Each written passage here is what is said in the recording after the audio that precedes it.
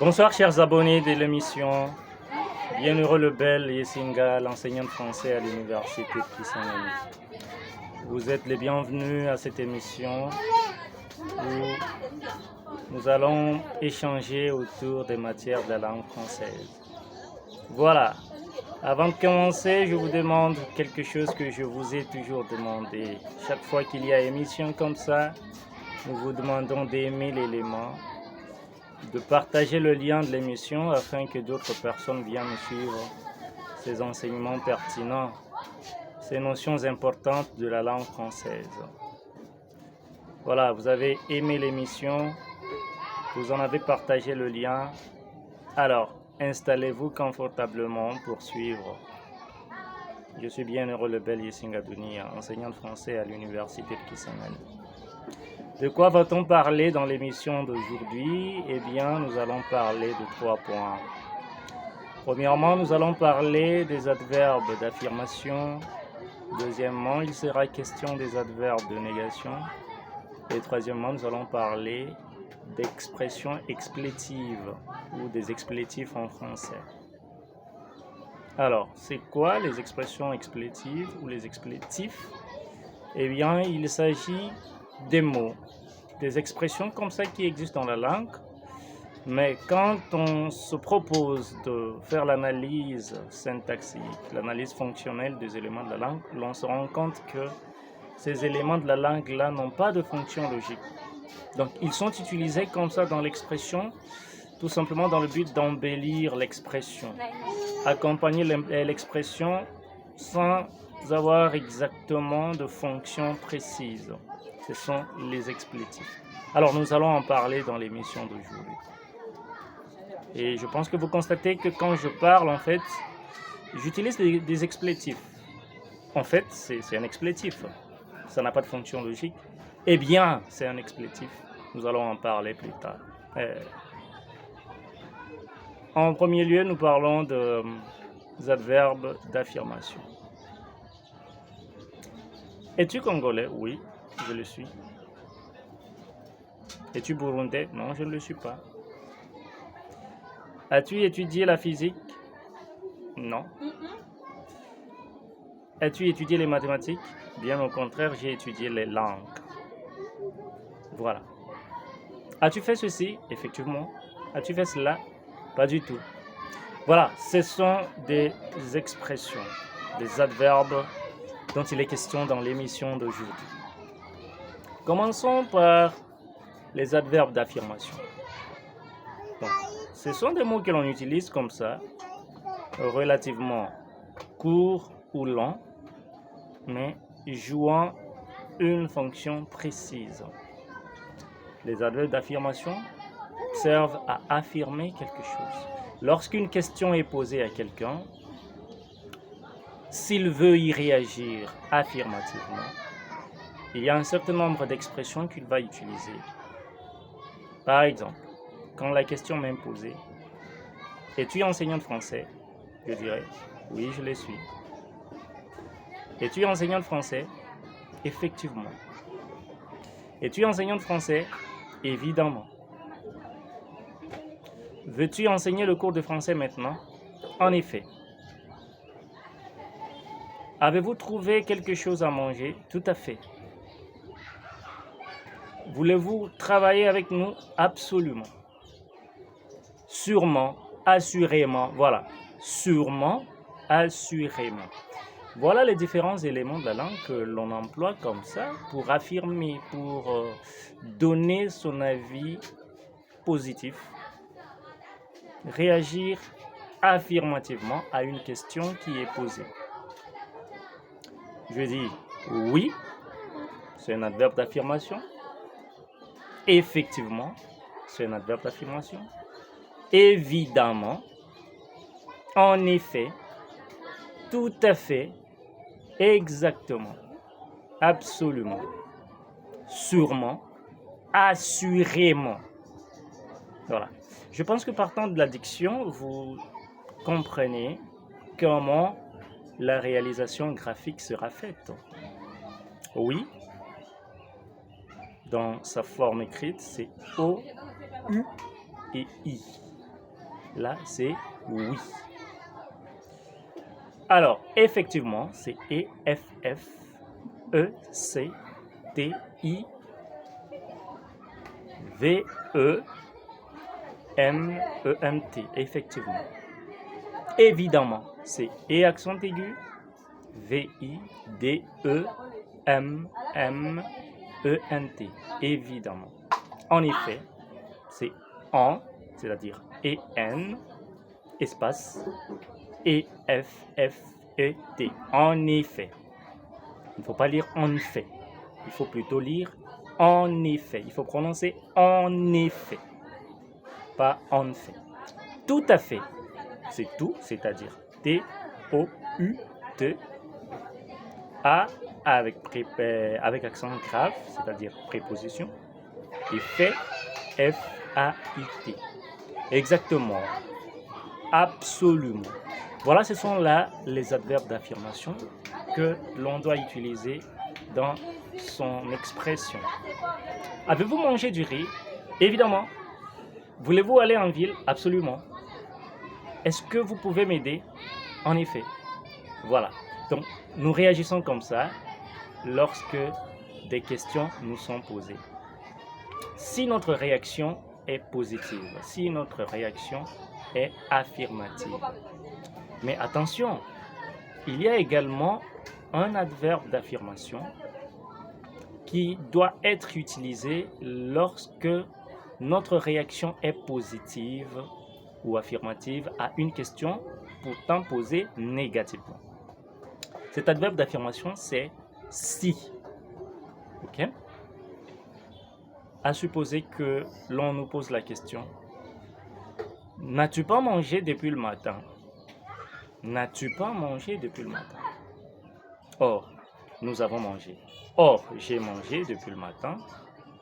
Comment réagirais-je à cette question? Eh bien, je réagirai en commençant par si. N'as-tu pas mangé le matin? Si, j'ai mangé. Si, j'ai déjà mangé. Et d'ailleurs, j'ai mangé 2 fois. N'as-tu pas mangé depuis le matin? Si, j'ai déjà mangé. D'ailleurs, j'ai mangé 2 fois. Ok? Donc, si est employé lorsque notre réponse est affirmative à une question posée négativement. Nous commençons par si. Donc, si là mérite d'être classé parmi les adverbes d'affirmation. Mais attention, il faut noter que c'est au cas où la question est posée à la forme négative, ou mieux, à la forme interronégative. Eh bien, cet élément pourra faire l'objet des émissions à venir. Mais nous anticipons déjà parce qu'ici nous sommes en train de mettre l'accent sur les adverbes d'affirmation. Si fait partie des adverbes d'affirmation lorsque la question posée est à la forme négative. Voilà, ça sont des adverbes de négation. Je dis oui, effectivement, évidemment, en effet, tout à fait, exactement, absolument, sûrement, assurément. Alors je pose la question et à vous de répondre là où vous êtes. Êtes-vous congolais? Avez-vous mangé? Serez-vous à l'école? Apprenez-vous la langue française? Voilà, félicitations. Merci pour vos réponses.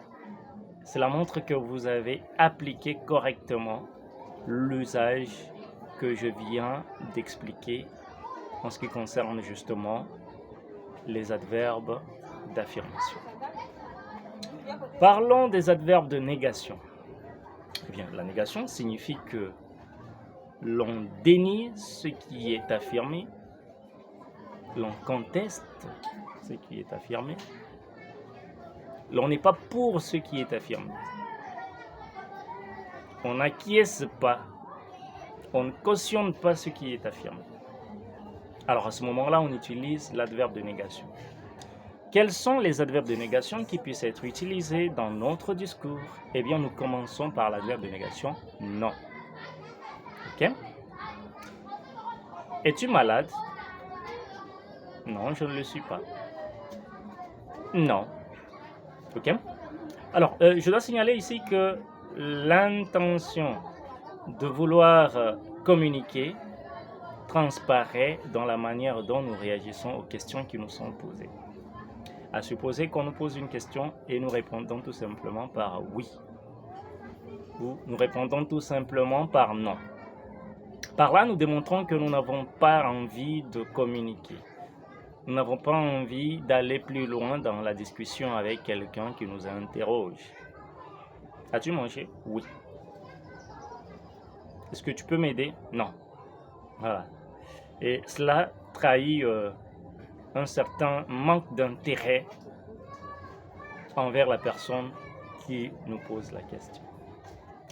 Donc, après l'adverbe d'affirmation, oui, pour montrer que nous avons la volonté de discuter plus longtemps avec notre interlocuteur, nous pouvons ajouter quelque chose. Es-tu malade? Oui, je suis malade. Et je suis d'ailleurs en train de suivre le traitement.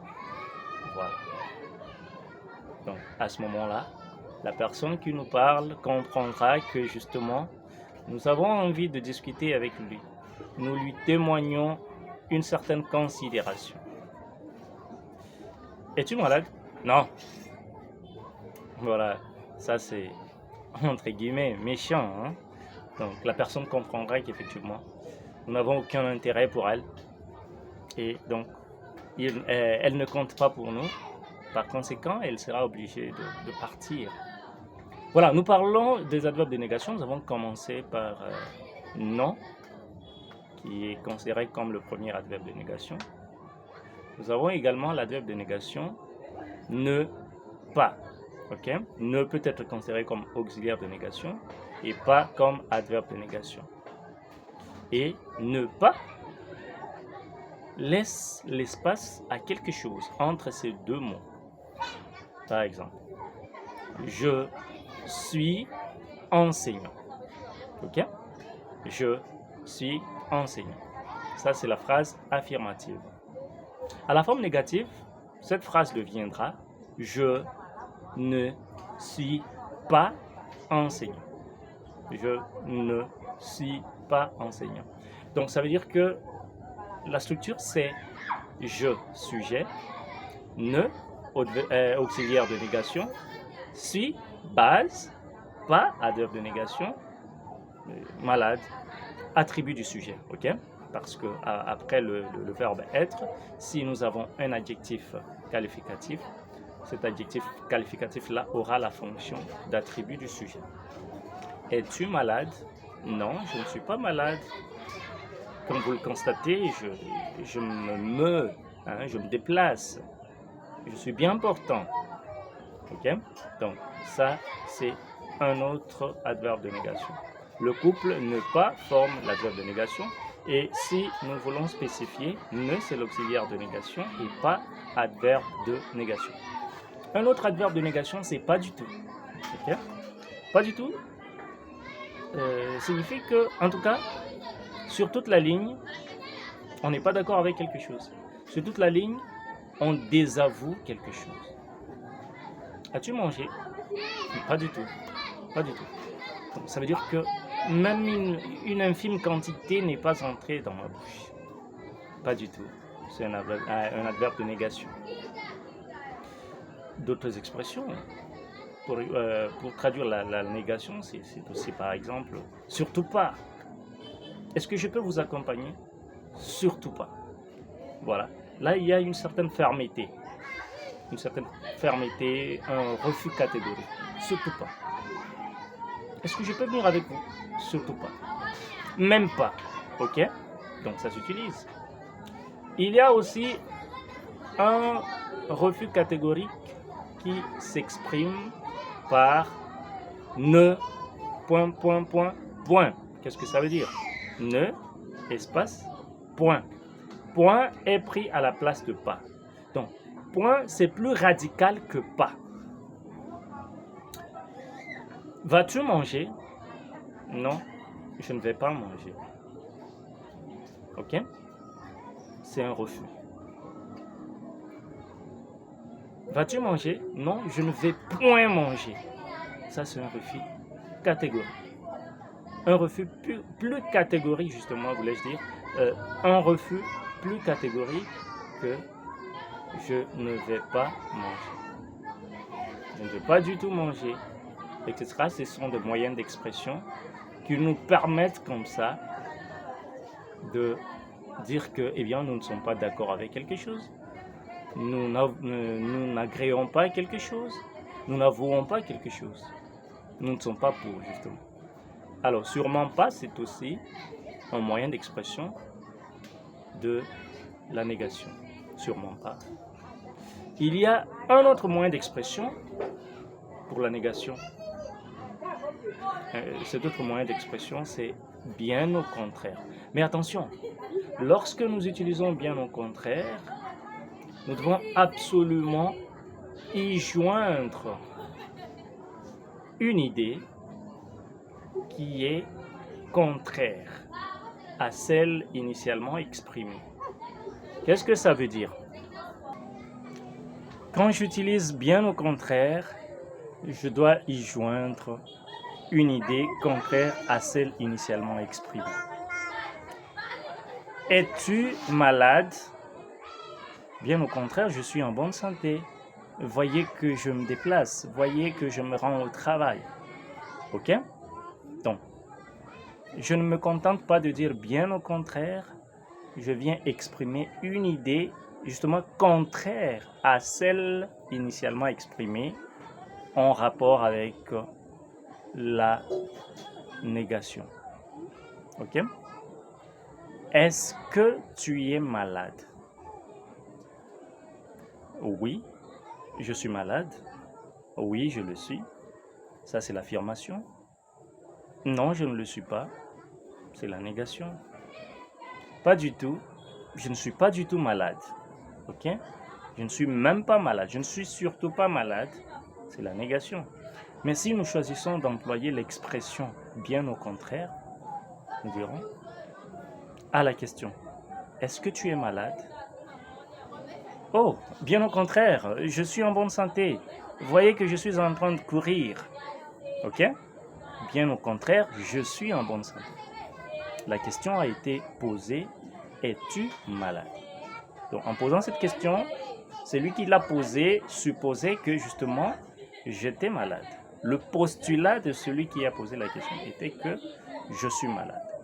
Mais moi, puisque je choisis d'employer l'expression bien au contraire, je dois avancer une idée contraire à celle de son postulat. Es-tu malade? Bien au contraire, je suis en bonne santé. La preuve, c'est que je me rends au travail. Bien au contraire, je suis en bonne santé. La preuve, c'est que je vais au stade, etc. Ok? Donc, ce sont là les expressions de la négation. Donc, nous avons compris comment utiliser non, ne pas, ne point, ok, même pas, surtout pas, et bien au contraire. Ça, c'est très important. Ok? Bien au contraire. Donc, si nous ne savons pas faire l'emploi de ces adverbes, de ce moyen d'expression exprimant, justement, permettez cette tautologie, ce moyen d'expression exprimant la négation, nous risquons de mal parler. Et le but de cette émission, c'est justement d'aider les gens à éviter le plus possible des erreurs, des incorrections. Donc, le but de cette émission, c'est d'aider les auditeurs, les téléspectateurs, n'est-ce pas, à faire bon usage de la langue française, à faire bon usage des notions du français que nous expliquons ici, que nous expliquons de manière facilitée.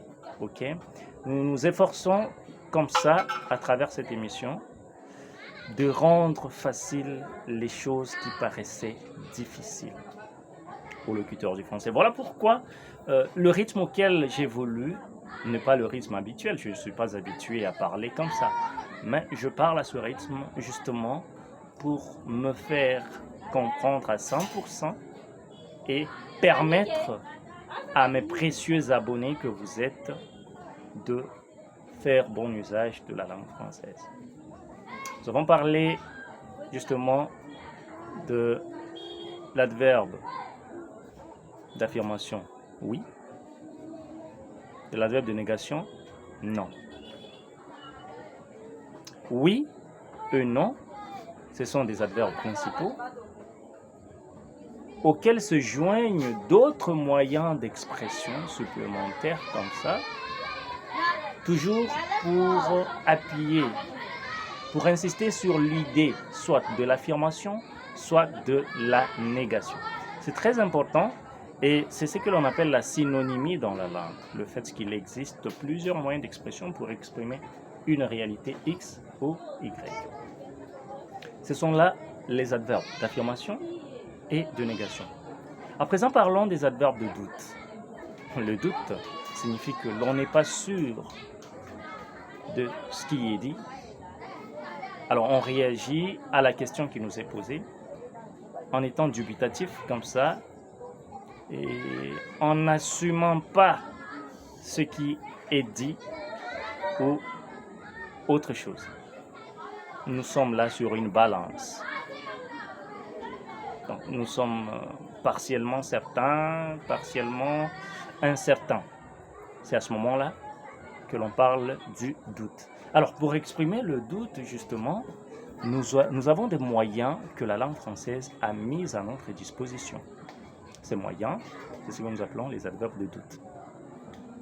L'adverbe de doute principal que vous connaissez, c'est quoi? C'est peut-être, ok?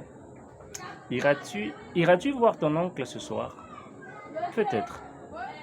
Qu'est-ce que ça signifie? Ça signifie que à 50%, je crois que je vais aller le voir. À 50%, je crois que je n'irai pas le voir. Peut-être. S'il pleut, alors je n'irai pas.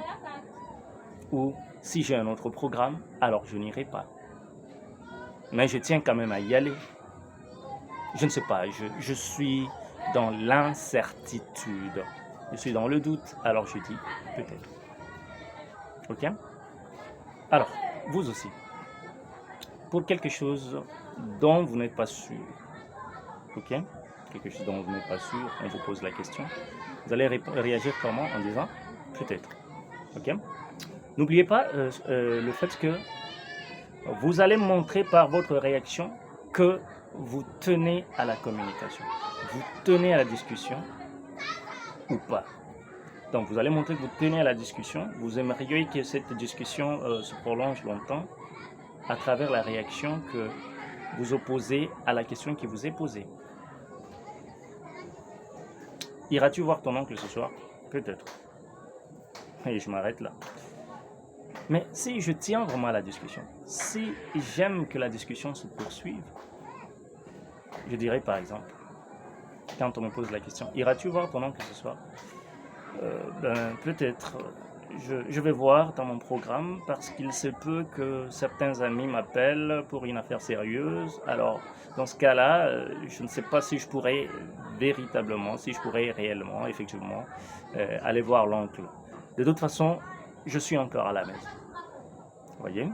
Alors, cette réaction montre que justement, j'accorde de l'importance à la discussion et j'aimerais quand même la poursuivre à un certain degré, durant une certaine durée.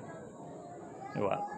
Donc, les réactions spontanées et courtes montrent que l'on ne veut pas discuter longtemps, alors que les réactions plus ou moins longues attestent que l'on tient à la discussion, l'on tient à la conversation. Autre adverbe de doute, à part peut-être, c'est probablement. Okay? Probablement. Probablement, c'est un adverbe de doute, mais c'est également un adverbe de manière. Il en est de même pour effectivement. Okay? Le suffixe ment traduit la manière. Effectivement, ça c'est positif. Évidemment, absolument, assurément, sûrement. Ok? avec le suffixe ment que nous rencontrons partout dans ces expressions, dans ce moyen d'expression-là, eh bien, nous comprenons qu'il s'agit des adverbes de manière, mais jouant le rôle, d'une part, des adverbes d'affirmation et d'autre part, des adverbes de doute. Dans le doute, justement, nous avons le cas de probablement, vraisemblablement. Ok? Alors, est-ce que tu crois pouvoir te déplacer ce soir? Eh bien, vraisemblablement, je suis encore en train d'effectuer un travail ici. Je vais voir si cela me laisse un peu de temps, une marge. Je pourrais sortir. En tout cas, c'est vraisemblable, c'est probable. Mais je ne suis pas encore sûr. Voilà. Donc, ces adverbes-là, ce sont des adverbes de doute que nous utilisons pour exprimer le doute. Voilà. Nous avons parlé d'adverbes d'affirmation. Et parmi les adverbes d'affirmation, nous avons des adverbes courts, comme oui, et des adverbes longs, comme tout à fait, effectivement, absolument, évidemment. Donc, ils sont plus longs que oui. Alors, ces adverbes d'affirmation sont également des adverbes de manière, pour autant qu'ils ont le suffixe ment. Ils se terminent par ment. À part ça, nous avons vu les adverbes de négation. Non, ne, pas, pas du tout, même pas, surtout pas. Voilà, ce sont des adverbes de négation. Et nous avons parlé des adverbes de doute. Peut-être, probablement, vraisemblablement, ça exprime le doute. C'est que l'on ne sait pas si l'on fera ou si l'on ne fera pas. Se déplacera-t-on ou ne se déplacera-t-on pas? Voilà, donc c'est à voir, c'est le futur qui le détermine. Un futur proche ou lointain. Voilà, ça c'était le premier point. Le deuxième point, c'est en fait les explétifs. Les explétifs. Je vais rectifier un peu ce que j'ai dit au début parce que j'ai dit que nous allions aborder 3 points, à savoir les adverbes d'affirmation, de négation et les explétifs. Je rectifie en disant que nous avons 2 points. Ok? Donc, les adverbes spécifiques d'affirmation, de négation et de doute et les explétifs. Voilà les 2 points principaux de l'émission. Les adverbes, 3 adverbes que nous avons choisis parmi la multitude d'adverbes qui existent. 3 adverbes que nous avons choisis. Et les explétifs. Après avoir parlé des adverbes d'affirmation, de négation et de doute, il existe bien d'autres adverbes dont nous n'avons pas fait mention dans cette émission. Maintenant, parlons des explétifs. En fait, les explétifs, ce sont des expressions utilisées comme ça, sans fonction logique, dans le simple but d'enjoliver, si je peux le dire, d'accompagner, d'agrémenter un peu notre expression. C'est en fait, eh bien, ok. En fait, je suis en train de travailler avec cet homme, je verrai dans quelle mesure il est sérieux. Eh bien, je ne saurais pas encore le juger anticipativement. J'ai besoin de le connaître, j'ai besoin de me familiariser avec lui. Alors je pourrais me décider si je peux justement poursuivre ou arrêter avec lui. Voilà. Donc là, nous avons l'explétif. En fait, eh bien, justement intervient également comme un explétif, parce qu'il arrive que dans notre expression de tous les jours ou dans notre expression occasionnelle, nous fassions intervenir justement, ok? Justement, et ben, en fait, justement là, à ce moment-là, c'est un adverbe de manière, il dérive de juste, mais c'est aussi un explétif, parce que en fait, voilà, en fait, il est utilisé comme ça, de fois, sans fonction logique, tout simplement pour accompagner notre expression, pour l'embellir. Donc, retenons en fait comme explétif, et bien comme explétif. Ben, c'est un explétif aussi. Justement, peut être employé également comme un explétif. Donc, nous faisons accompagner notre langage, nous faisons accompagner notre expression de ces explétifs-là, dans l'unique but d'habiller, d'accompagner, ok, de combler un tout petit peu les vides qui se trouveraient comme ça dans la chaîne parlée, ok, dans l'ensemble de mots que nous agençons comme ça à un certain endroit. À certains endroits, nous pouvons constater des vides et ces vides-là sont justement comblés comme ça par des explétifs en fait. Eh bien, parce que, en fait, voilà. C'est comme ça, hein, ça peut arriver comme ça quand on s'exprime rapidement ou lentement et qu'à certains endroits on constate qu'il y a des vides. Ces vides sont comblés par des explétifs comme ça.